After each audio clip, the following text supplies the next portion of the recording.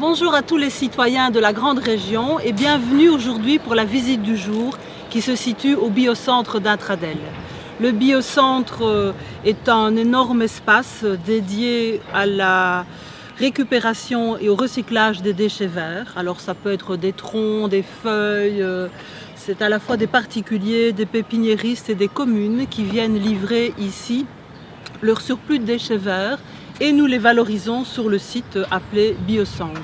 Nous sommes aussi dans une optique jardin zéro déchet, c'est pourquoi le lieu qui est géré par Intradel, c'est une intercommunale, comporte également un jardin ressources qui se veut une vitrine des bonnes pratiques en matière de potager nourricier, de terres dédiées à la biodiversité, à la restauration des écosystèmes et à des alliances favorables entre des plantes compagnes.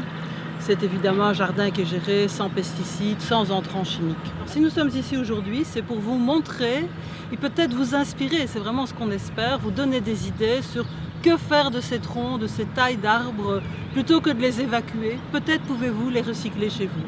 Mais d'abord, venez voir et continuons la visite. Ce sont les déchets verts que les particuliers de la province de Liège peuvent amener ici sur le biocentre. Des déchets verts de toutes sortes, herbes, branches, tout ce qui n'a pas été transformé, tous les bois non transformés.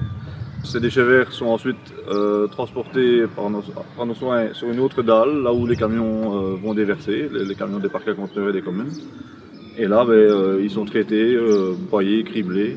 Je propose que tu nous montres en fait les étapes de cette transformation, puisque une des valeurs qui nous est chère, c'est l'économie circulaire. Ici, ce sont tous les déchets verts mélangés que les particuliers, les communes, enfin tout le monde peut amener. Ces déchets verts sont broyés, criblés et sont destinés à devenir du compost ou de la biomasse. Derrière moi, c'est le compost bio que nous vendons aux particuliers et aux indépendants, soit en sac, soit en vrac. Et c'est ce compost-ci en particulier qu'on a utilisé notamment dans le cadre du projet Noé-Noah. Ici, c'est des bois broyés séparément pour en faire des chips. C'est le broyage des bois qu'on a vu précédemment, qui sera donc le produit que nous allons pouvoir vendre. Je vous invite à être vraiment très attentif aux bois coupés autour de chez vous. Ça peut être un voisin, ça peut être une commune. Et dans bien des communes, vous pouvez gratuitement avoir des troncs déjà débités à la hauteur d'un tabouret, d'une petite table ronde de jardin. Donc nous sommes vraiment dans la dynamique du slow design. On essaye vraiment de réfléchir à privilégier toutes les ressources locales, à ne pas les exporter, à les recycler et à les transformer sur place pour en faire des objets qui ont du sens, qui sont durables, qui peuvent être aussi restaurés très facilement si le temps les use de manière prématurée. Donc dans le cadre de cet atelier Slow Design, on essaye vraiment de valoriser les déchets et de les transformer en ressources. Ici, donc, avec la ville de Differdange et ma collègue Anne-Bénédicte Culot, nous essayons vraiment de voir comment ces ressources du lieu peuvent être transformées et réutilisées. Ce tronc-ci, on a simplement, avec un burin et un marteau, enlevé l'écorce. Il a été légèrement poncé et nous avons également poncé cette surface. Pour le siège suivant, nous avons privilégié l'écorce et nous avons laissé délibérément cet aspect brut et naturel.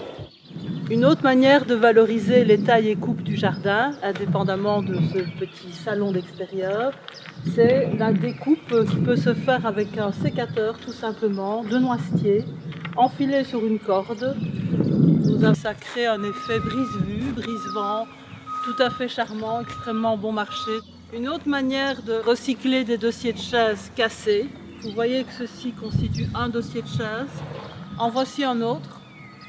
Il a suffi de créer un cadre rectangulaire avec des lattes de traverse. Vous avez ainsi un banc qui peut rester à l'extérieur, mais en fonction de vos goûts, vous pouvez jouer avec la couleur, la décoration et en faire un élément qui vous agrée. Une autre manière de réutiliser des troncs d'arbres, c'est de les débiter en morceaux. Ça fait un petit cheminement, comme le petit pousset. Vous pouvez dans votre jardin traiter ce bois. Ici, on a mis une peinture intempérie de façon à ce qu'il soit imputrescible. Lorsque vous avez un tronc, si vous les videz, ça fait de jolis pots de fleurs et des éléments décoratifs également. Et ici, c'est un vieux fauteuil qui était destiné à un reciparc. Il a tout simplement été décapé de son tissu initial. On a récupéré des planches, toujours des planches de palette qui ont été blanchies.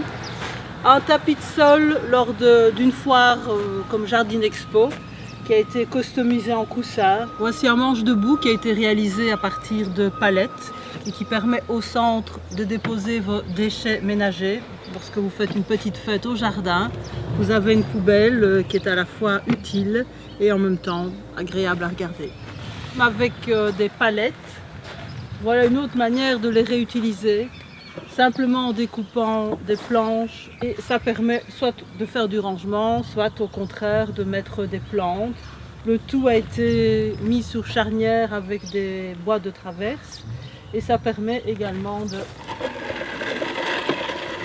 refermer l'ensemble. C'est un petit meuble paravent. Voici un banc tout à fait confortable qui a été réalisé à partir de 3 chaises abandonnées sur la rue. Elles étaient d'un brun très foncé.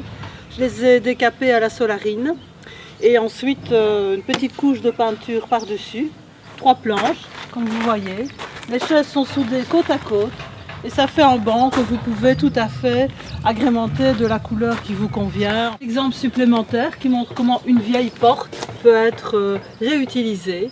Ici, on lui a adjoint une petite tablette, une deuxième, une troisième en bas à partir d'une table cassée.